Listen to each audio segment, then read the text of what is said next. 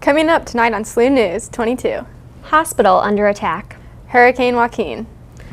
Father Collins professes final vows. SLU power outage. Plus national news and weather, live from the Busch Student Center. This is SLU News 22.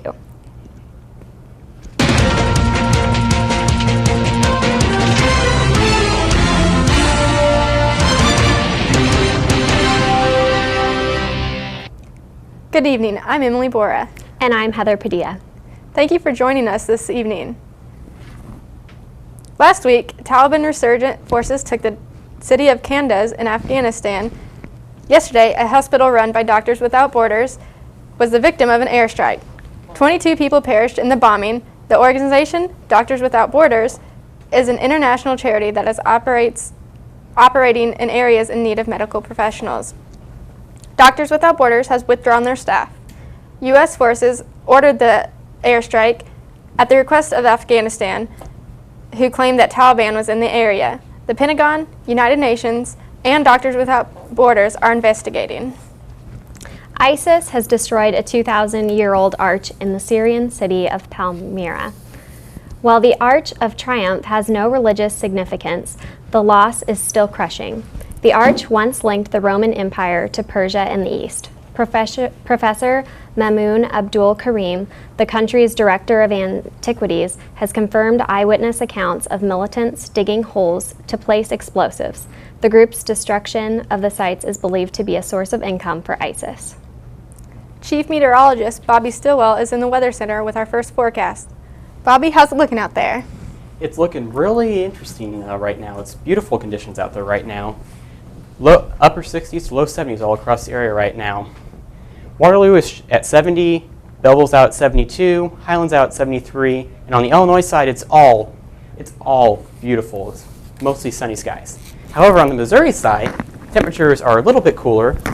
Upper 60s in St. Charles and Chesterfield with a little more cloudiness, but still not much. Tonight we're getting down to 63, mostly clear skies. Winds will be calm, and this week a mild start to the week. But going through the week, it's going to warm up, and there is going to be a big cool down once the weekend starts. And there is a slight chance of storms overnight Thursday. It may materialize into something significant, so it's something we're going to keep our eye on here at SLU News 22. And I'll have my full forecast in a few minutes. Back to you guys. Thanks, Bobby. The rain is finally subsiding in South Carolina, but the danger is far from over. South Carolina Governor Nikki Haley said Monday that more evacuations are likely as floodwaters continue to rise. Authorities warn of the danger of roads that look okay, but may have dangerous racing waters below the surface. We cannot let our guard down. Conditions are still dangerous out there, said South Carolina Department of Public Safety Director Leroy Smith. 9 people are known dead in the state due to weather-related incidents. The state is urging residents to stay off roads. Oscar Pistorius, the former South African Olympic runner who was sentenced to 5 years imprisonment for the murder of Reva Steenkamp in 2014, has not been granted to have his prison term changed to house arrest. He must remain in prison until the decision on his parole appeal. Pistorius, who was found guilty of killing Steenkamp during an alleged home invasion, is appealing his conviction on November 3rd. The extreme poverty line has reached an all-time low of less than 10%. According to the World Bank, the percentage of the world population in extreme poverty will go from 12.8% in 2012 to 9.6% by the end of 2015. Reducing the poverty in East Asia and the Pacific region is one of the main contributions to this global progress. Sub-Saharan Africa still faces a high level of extreme poverty at 35.2%, which is down from 46.2% in 2012. To accompany efforts in this downward trend, the United Nations recently announced its aim to extend extreme poverty by 2030. The search continues for the U.S. ship El Faro that lost contact during Hurricane Joaquin. A container has been found that appears to have come from the ship. Searchers have also found an oil sheen and life ring from the ship. The ship was sailing from Jacksonville, Florida to the San Juan, Puerto Rico. Authorities lost contact with the ship Thursday as the ship was sailing through the Bahamas. Phil Green, president and CEO of Tote Services, Incorporated, says the El Faro was built to sail the rough seas of Alaska. Coming up next, your SLU area news.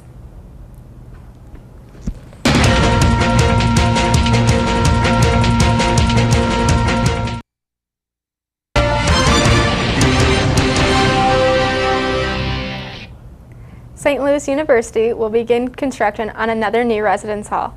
Located on the corner of Grand Boulevard and Laclede Avenue, the new $71 million residence hall will be a 7-story, 237,000 square foot facility connected to the Griesa complex. The building is being designed for first and second year students and will also include a 740-seat dining hall. On Sunday, during the 9 p.m. Mass at St. Francis Xavier College Church, Christopher Collins, the assistant to the president for Mission and Identity, made his final vows and became a member of the Society of Jesus. There were close to 1,000 people in attendance at the Mass to honor this accomplishment.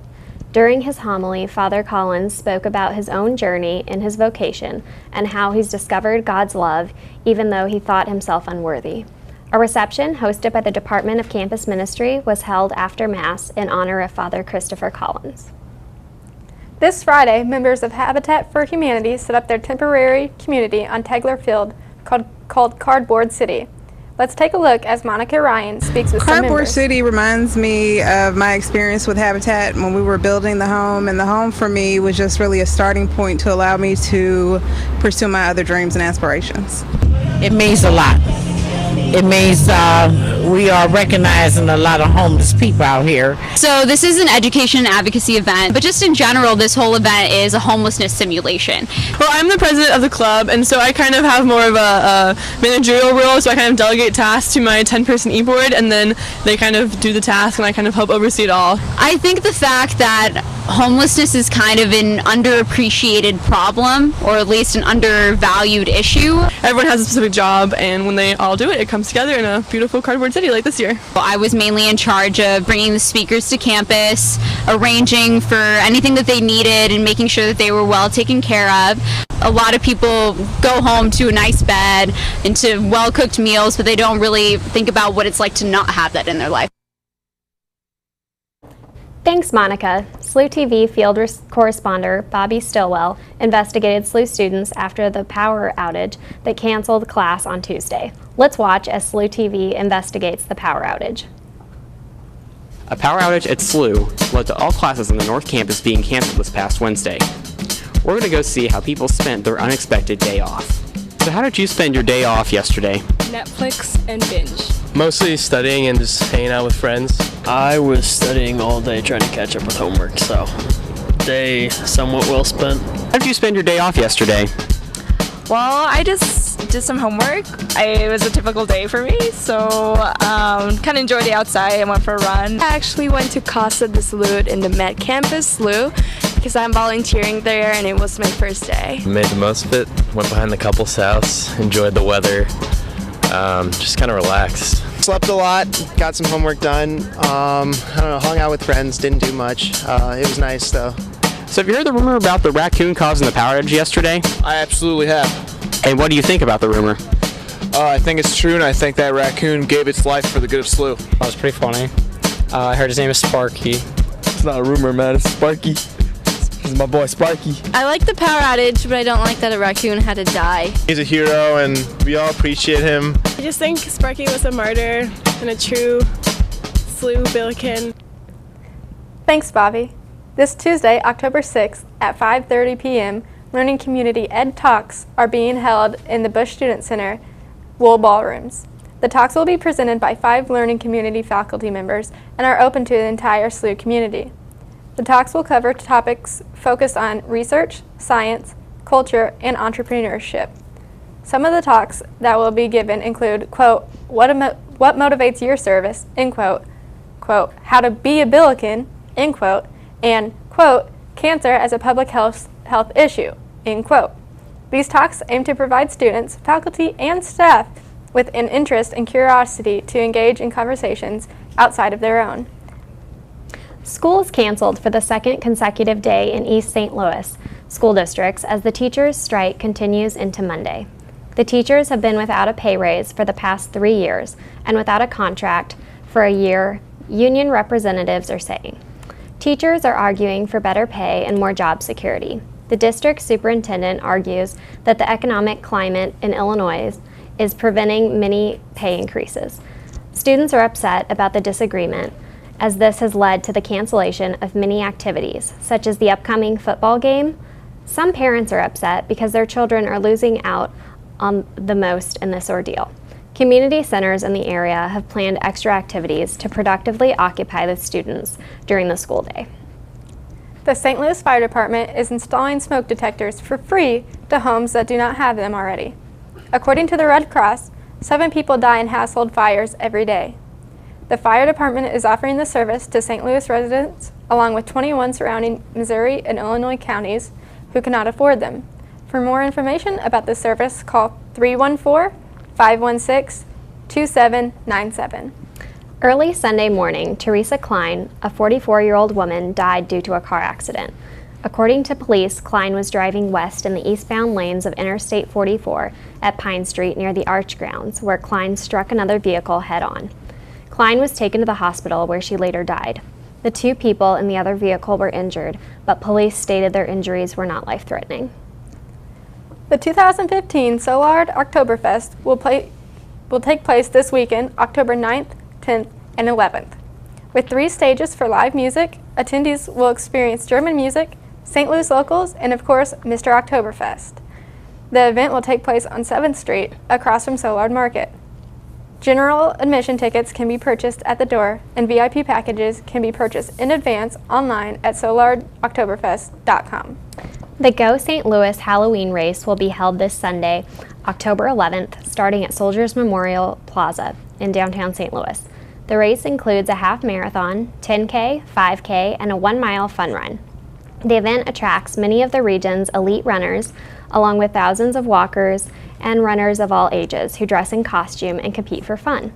A Halloween costume contest is held post-race and includes special prizes for winners. Participants receive an event shirt, medal, and lots of post-race treats. For more information or to register, visit gostlouis.org. Coming up next is your work week forecast. Stay tuned.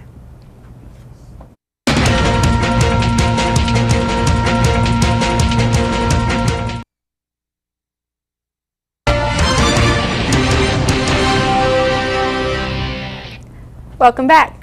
Meteorologist Bobby Stilwell is here with your forecast for next week. Bobby, what's it going to be like out there?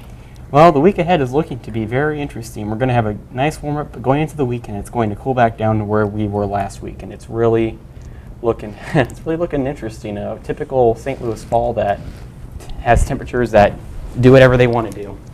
Right now here at SLU, it is 73 degrees, mostly cloudy skies. Dew point of 60, which is beautiful out there. It's why you can stay outside and not sweat like crazy. Winds are north at 4, and the pressure is 30.08, and that is looking to be pretty much steady for a while. Across the region right now, you can see you have the mostly cloudy skies over the top of St. Louis. It's clear up in Chicago and down south near Montgomery, Alabama, but behind it, you've got some showers over here just south of Kansas City, and very hot conditions down as you get into the Texas Panhandle. Nationwide, there is a cold front right up there over the Dakotas and Minnesota, and that's pushing down, but not really going to affect us until later this week. Again, there's those showers, which those could move in, and maybe that's going to be our chance of storms going into Thursday. There's remnants of Joaquin out there, and another low is right over there on the Pacific coast. So it's really a crazy weather pattern right now all across the country.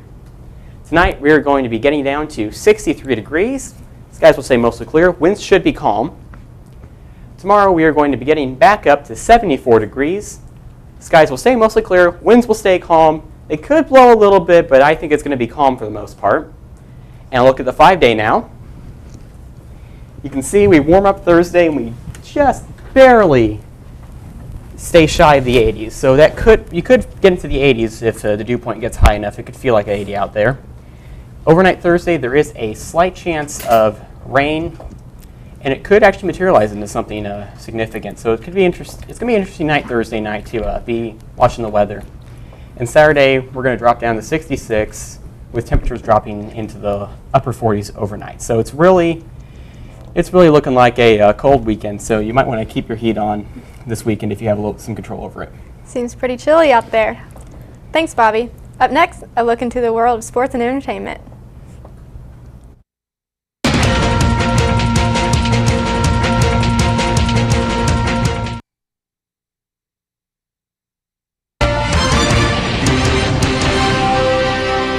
And appeared on the season opener of Saturday Night Live over the weekend. The frontrunner for the Democratic nomination broke away from the norm of political candidates and appeared in a full-length skit. Clinton played a bartender named Val who served drinks to a fake Hillary, played by Kate McKinnon. The skit poked fun at Clinton, who was in on the joke. Fetty Wap just dropped his first studio album on September 25th. His self-titled debut album rose to -- slot on the Billboard 200 chart. This achievement follows a series of hit singles from earlier this year. He's the first hip-hop act to see a debut album hit #1 on the Billboard 200 chart in over 2 years. This weekend's box office big winner is The Martian, starring Matt Damon. Bringing in a whopping $55 million, its opening weekend, The Martian is being compared to Gravity as one of the year's Oscar contenders. Although Hotel Transylvania 2 fell to #2 at the box office, the family fun film is still a big winner. The weekend's loser at the box office was The Walk, which had an early IMAX release at a select 448 theaters, but only brought in $2 million. St. Louis native Jack Dorsey has been named the permanent chief executive of Twitter. This could potentially create a conflict of interest, as Dorsey is also a co-founder of mobile payments company Square. Twitter says Dorsey will no longer be chairman, as to help better divide his time between the two companies. Twitter's latest quarterly results showed the slowest rate of monthly average users since 2013. The company hopes to work on this, as well as bring in a new chairman outside of the company to provide a fresh voice to the board. We now have Monica Ryan in the Sports Center.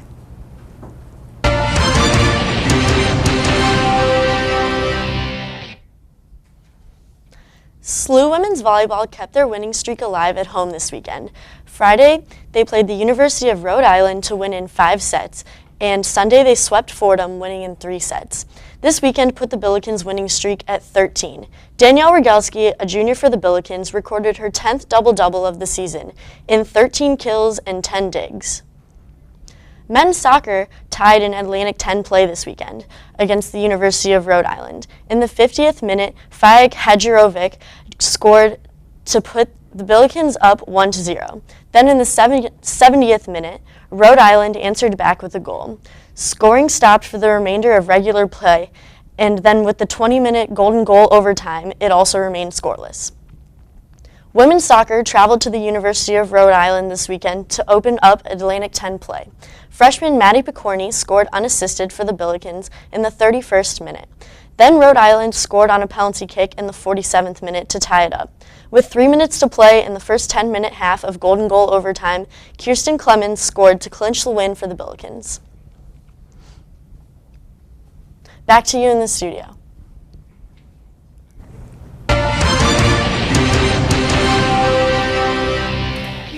Thanks, Monica. In the spirit of Halloween, Burger King decided to give their famous Whopper a new twist by adding a black bun. Burger King's Halloween burger, featuring orange cheese and a black bun, aren't the only colors putting customers in a festive mood. In fact, some customers have eaten the black bun burger say it's turned their poop green. Green poop is a small side effect to the Halloween-themed burger, as customers have yet to complain about how delicious they are. The St. Louis Cardinals clinched the National League's Central Division for the 3rd season in a row last week against the Pittsburgh Pirates. Jason Hayward got the momentum going by hitting a grand slam home run, and the Cardinals never looked back. There was a lot of celebration after the big win. Playoff season starts Friday night, October 9th at home in St. Louis. To commemorate Back to the Future Day, October 21st, 2015, Pepsi is releasing a limited edition Back to the Future Pepsi bottles. Pepsi is branding these bottles as a Pepsi Perfect and are only releasing 6,500 in total. These are going for about $20.15 per bottle. The soda company's website is where you should check for more details. I need to go get one of those soda bottles, huh? Sounds like it. Well, that's our show for the night. Thank you guys for watching. Don't forget, you can always get the latest movie reviews and news online at slutv.slu.edu or follow us on Facebook and Twitter. We'll be back here next week at 6 p.m.